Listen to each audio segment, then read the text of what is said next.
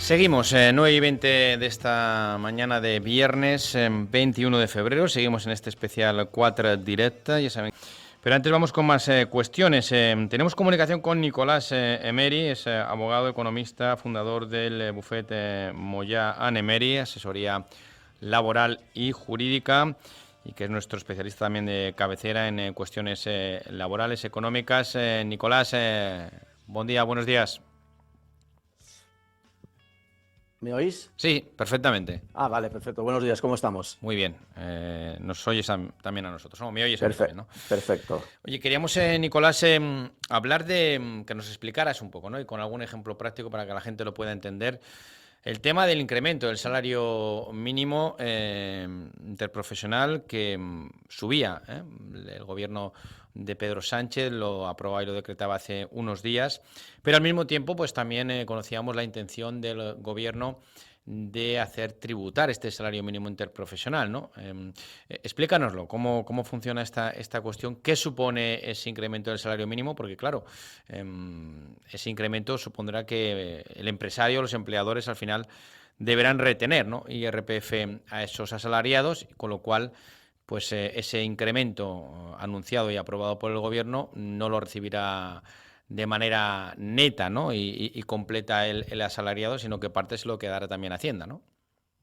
Bueno, efectivamente, lo que ocurre es lo siguiente, que como ya hemos comentado muchas veces cuando hemos estado en otras entrevistas, de que la Hacienda cada año viene aumentando los salarios, bueno, no Hacienda, las empresas y el mercado obliga a aumentar los salarios, a adaptarlos a la inflación, pero que la agencia tributaria no está deflactuando los distintos tramos por lo que tenemos que tributar.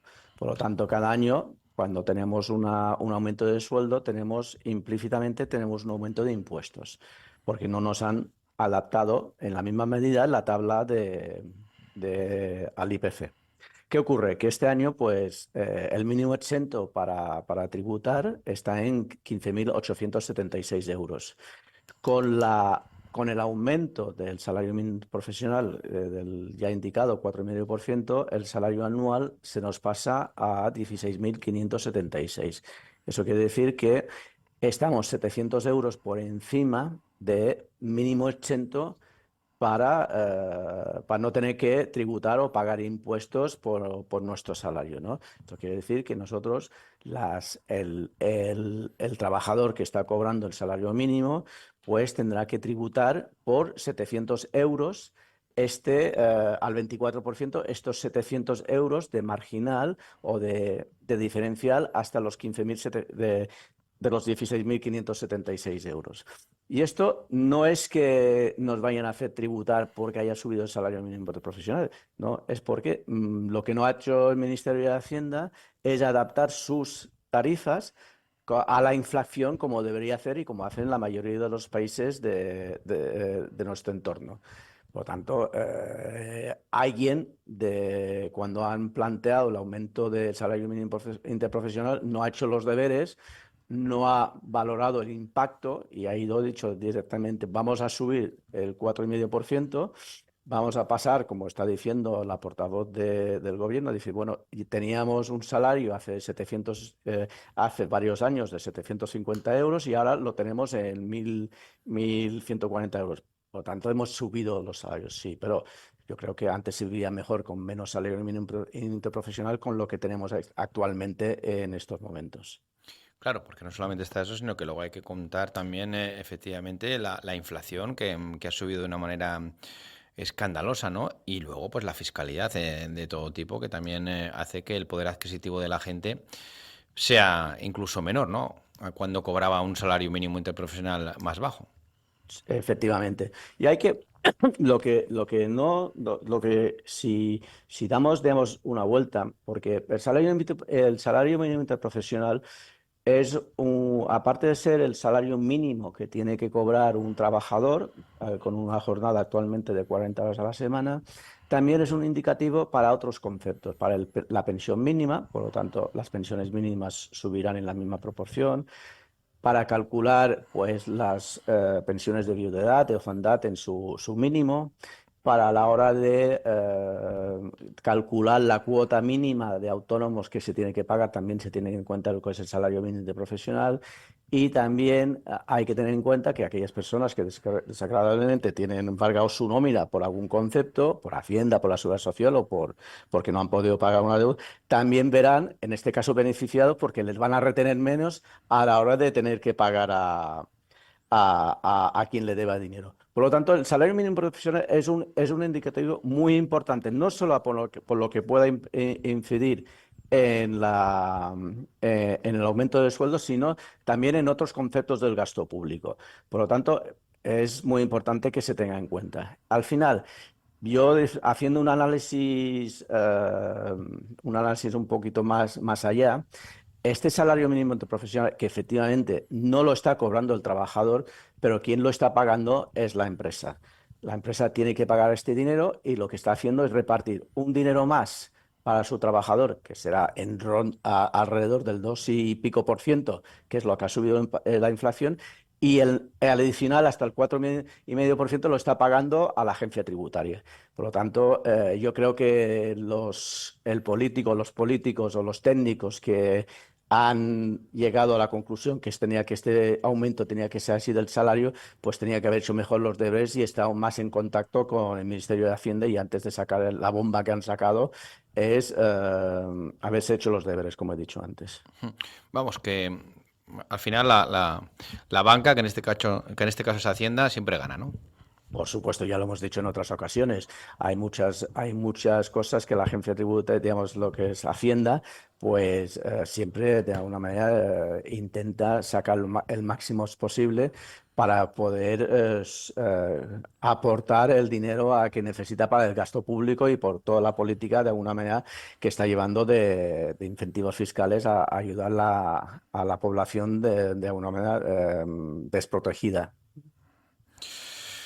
Bueno, pues esto son las triquiñuelas, ¿no? Y las trampas, entre comillas, del gobierno y de Hacienda con este incremento, ¿no? Una cosa es el titular y otra cosa es realmente luego cuando uno empieza a hacer números, y sobre todo cuando lo hacen los empresarios o los autónomos, o los pequeños empresarios, y se encuentran con la realidad, ¿no?